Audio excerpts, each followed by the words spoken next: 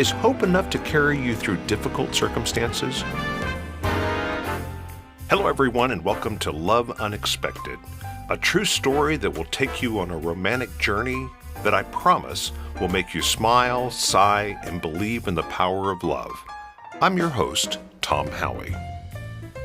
This amazing story follows a young woman named Dawn Lawson, who had the experience of a lifetime as she traveled through Poland and Ukraine in 1992, shortly after they had become free from communist control. Her adventure is filled with unexpected turns, twists, and revelations sure to capture your heart and imagination. So let's dive into the story of how she found love that she never expected from across the sea. Thank you for joining us. Off we go. In our last episode, you said you received Wiesiek's visa application and documentation in a way that you didn't expect, so I'm guessing they did not come through the mail. No, they were actually hand-delivered to me the second week of July by his brother, Richard. He and Renya and their children, Joanna and Michael, came to our house in Tennessee. Wait, what? I mean, Wiesiek's brother was able to get a visa to come to the States, so V couldn't get a visitor's visa, but Richard could? Explain that. Yes, okay. Richard had made friends with many Americans over the years because, he was their translator in Poland. He's a funny and clever guy. So, of course, these Americans always wanted Richard and Renya to come over to visit. So he began to plan a family vacation to the States about 2 years before their visit. And he was able to map out a trip across the country, staying with different friends that summer. And of course, part of it was meeting our family and bringing us the papers. So that was one of his major stops. Okay, wait. So if I go back 2 years in your story, that's when you befriended the Ukrainian ballet company in Jackson, Mississippi. Is that correct? Yes. Okay, and that was one of your first signposts directing you that you were going to be on a trip where you'd meet Wiesiek. So at the same time this is happening, your future brother-in-law was planning a trip to the States? Yes. And now he and his family are meeting your family and staying in your house? Yes. I mean, this timing is incredible. You couldn't make this up. I know. And it still blows my mind to see how, God just orchestrated everything for years just to bring V and me together. So the Pruszkowski family arrived around July 9th. Richard had all of Wiesiek's legal papers translated and notarized, and he just handed them to me. And that meant that while they were there with us, I was able to mail everything to the INS office in Vermont and get that ball rolling. And of course, while the family was there, I took them around the area and I introduced them to several people. So I have an important question. Are you still trying to keep the engagement a secret in Tennessee at this point? Yes. Yeah. Wow. So then I'm curious how you introduced these people. Obviously, you didn't walk up and say, I'd like you to meet my future brother-in-law and family, or did you? Well, it depended on who we were around. If it was someone that was going to be at the wedding, then I did introduce them as Wiesiek's family. But if it wasn't someone that was going to be in the wedding, then I introduced them as my new friends, the translators from the tour. So, Tom, a little added thing here. Family has always been very important to me. And I really wanted Wiesiek's family to be a part of our wedding. Well, of course, yeah. The problem was, unfortunately, his parents were much older, and his dad had some health issues, which made him unable to fly to the U.S. for the ceremony. And Wiesiek has a sister as well, but it didn't look like she and her family would be able to get, a short notice visa and afford airline tickets for the whole family to come to the wedding. So with Richard and his family already here in the States, I decided that we had to set the ceremony date for the time while they would still be here. The problem, Tom, was that they were only going to be here until sometime in September because he had to get back to Poland so the kids could go to school. So even though I had just mailed Wiesiek's application for the fiancé visa, I made the decision to go ahead and set September 5th as our wedding date.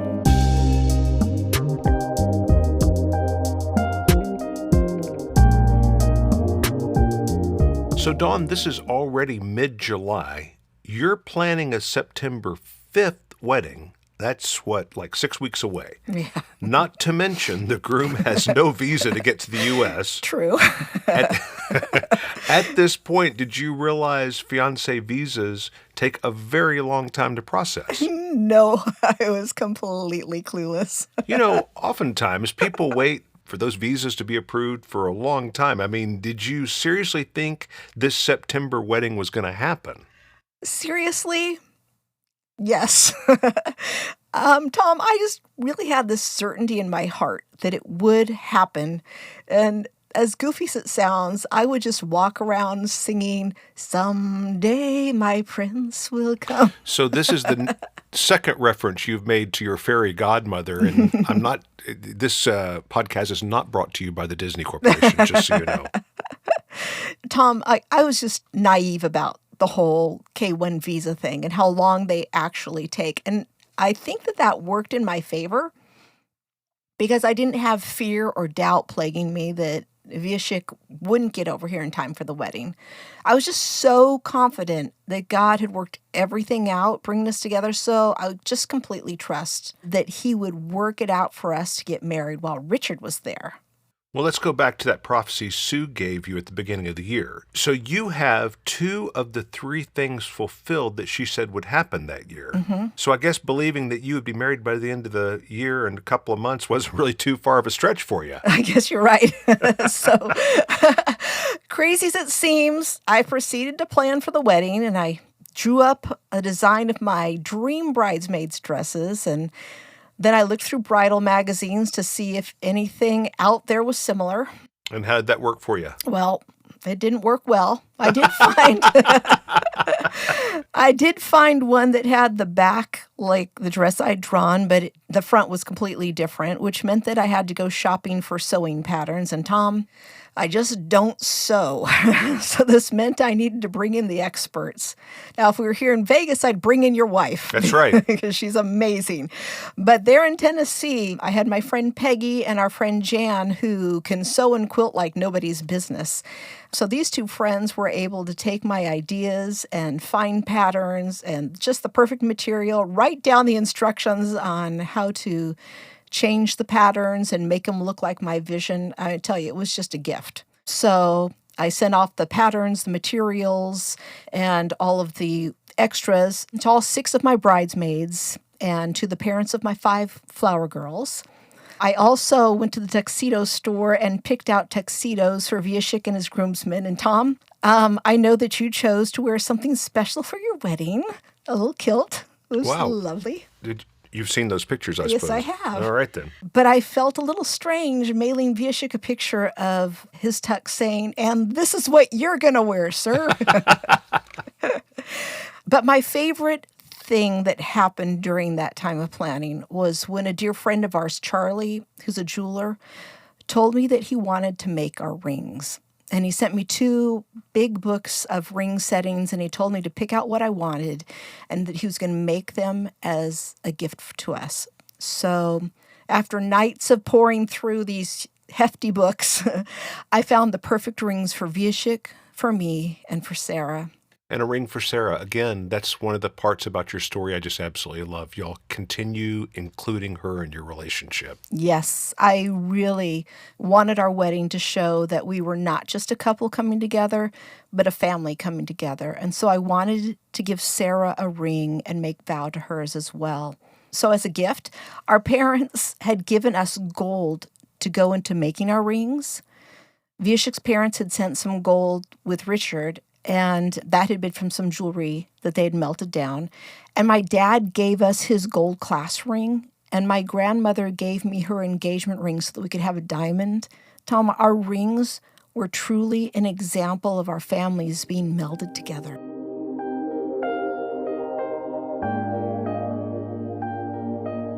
Get ready, listeners. In 2025, we're turning up the romance with our brand new podcast, Unexpected Love Stories. With charming meet-cutes and heartwarming twists, dive into the real-life love stories of couples, some that you know, and others that you'll love getting to know. Each episode is packed with laughter, surprises, and moments that'll make you believe in love all over again.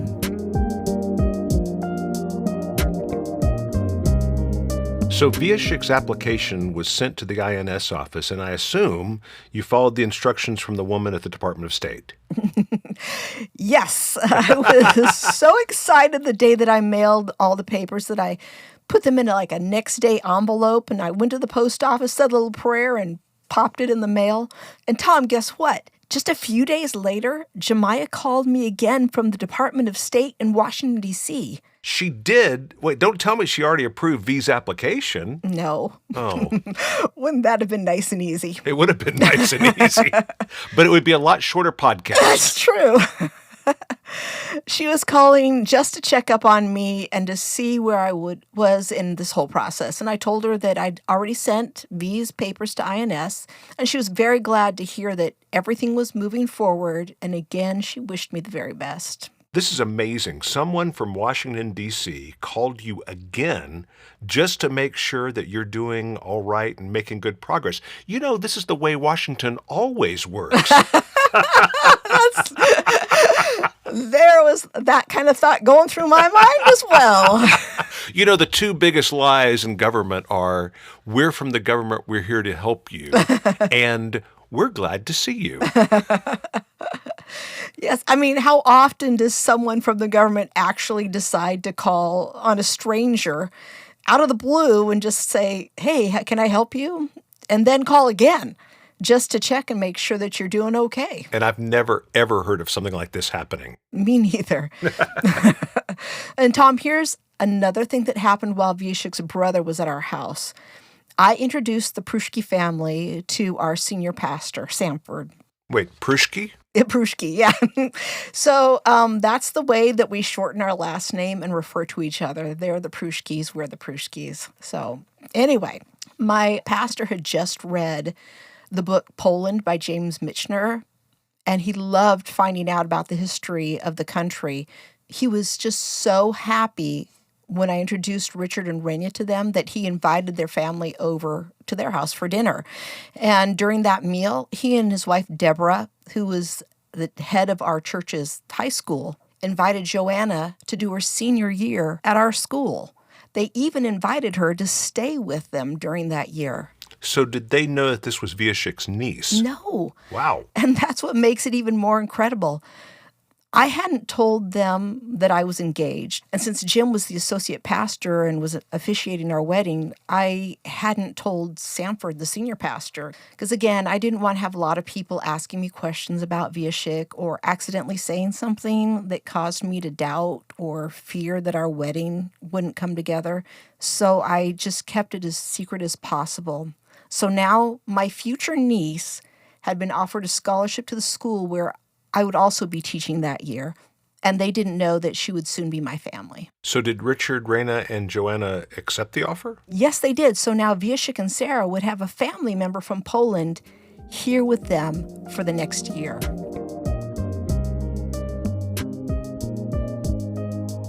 Loving the show? We'd love to hear from you. Don't forget to follow, share, and leave a review. It helps us reach more listeners and keep the love stories coming. Thank you for your support. So during all of this, I assume you and Wiesiek are sending a lot of communications to each other. Yes. And I wanted to keep him informed on all the wedding plans. And Tom, here's where I became angry with Wiesiek, and we had our first long-distance fight. When Richard gave me Wiesiek's legal documents, I read something that caught me off guard. I was shocked to find out that Wiesiek's divorce hadn't been finalized until April of that year. I mean, that was just 1 month before we met. And the way he talked about being alone and raising Sarah on his own for years had led me to believe that, of course, he'd been divorced for years, but he hadn't. And that made me start to question things about him, like, how truthful had he been with me? Did he just want to marry me for a green card, like some people had asked? And was this just a rebound relationship for him? Did he still have romantic desires for his first wife? Well, did you ask Richard about the situation? No. Well. Instead, I went in my room and made a cassette and let all my emotions and thoughts out on it. It was quite a cassette. So what you're saying, if I'm listening to you correctly, you're having a long-distance fight that's basically taking a couple of weeks to get an answer back and forth. Is that about right? Okay, good. All right, yes. This will always work out well. And I probably spent a good chunk of the recording asking him those questions about his divorce and his true feelings for me. So picture this. Yes, this is what it was like. I spent a couple of days recording the tape. I mailed it. It took 8 days for it to get to Poland. And then, of course, he had to listen to this 90 minutes of my ranting. And then he had to record another cassette with all of his responses, then mail it, which was another 8 days to get back to me. Well, Tom, that argument lasted a month. And by the time I listened to his responses, I wasn't mad anymore. So if I'm doing the math correctly, you've just eaten into your 6 weeks before you're getting married, arguing about something that was on some paperwork that was finally being approved for him to come over. Yes. So I have to be really honest with you about our tape recordings since we've been talking about these. Wiesiek's style and my style were very different. I think last time I told you that he would use the handheld mic and play the romantic music in the background, and it all sounded very good. And he also knew that I liked his cologne, so he'd spray it on the paper of the cassette box inserts. And my heart already leapt every time I received one of these tapes in the mail. But I would open up the cassette and get a whiff of his scent. And Tom, I can't explain it, but suddenly I was weak in the knees. And it's like something would just overcome me. And the worst, oh my gosh, Tom, this is embarrassing, but the worst would be when I listened to his cassettes while I was driving. You know how the cassette player was in the dashboard of the car? Well, the tape would warm up there, and it would act like a diffuser and diffuse his cologne into the car. So you just picture me driving along, listening to his cassette. Da-da-da-da. You're so beautiful. I love you. This sexy voice telling me all these things while the music played in the background. And then suddenly this fragrance would hit me. And honestly, there were times that I was so overwhelmed that I literally had to pull the car over to the side of the road, stop the cassette, and air out the car because my heart was racing so fast and my head was swimming. So, yeah, those were his cassettes. And then there were mine. My recording skills were pretty bad, to say the least. I didn't have a handheld mic, so I used either a boombox or a dictation cassette recorder. And when I used the boombox, Tom, honest, I didn't realize where the microphone was. You're shaking your head. I didn't know where the microphone was on the boombox. So I was accidentally running my finger over the mic half the time. So Wiesiek would hear something like, today I... and then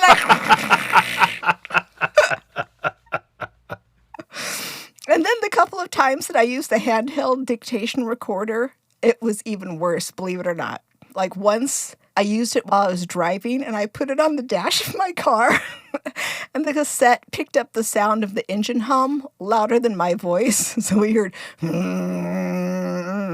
with me somewhere in the background. However, I have to say the worst recording happened when I didn't know the batteries were dying in the dictation tape recorder.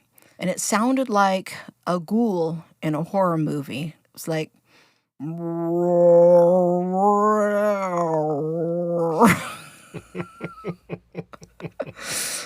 after Wiesiek got this cassette tape, his next one begged me to please listen to my recordings before I sent it to him.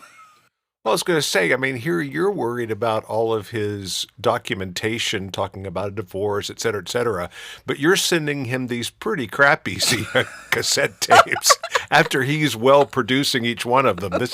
I would have problems with that myself. Yeah, they were pretty bad. But then one day, Tom, I received a cassette from Wiesiek that I never would have expected. The tape was labeled The Last One. Goodbye, my love. Wait, what? Why are we saying goodbye? Wiesiek was breaking up with me. Join us Wednesday for the next episode of Love Unexpected.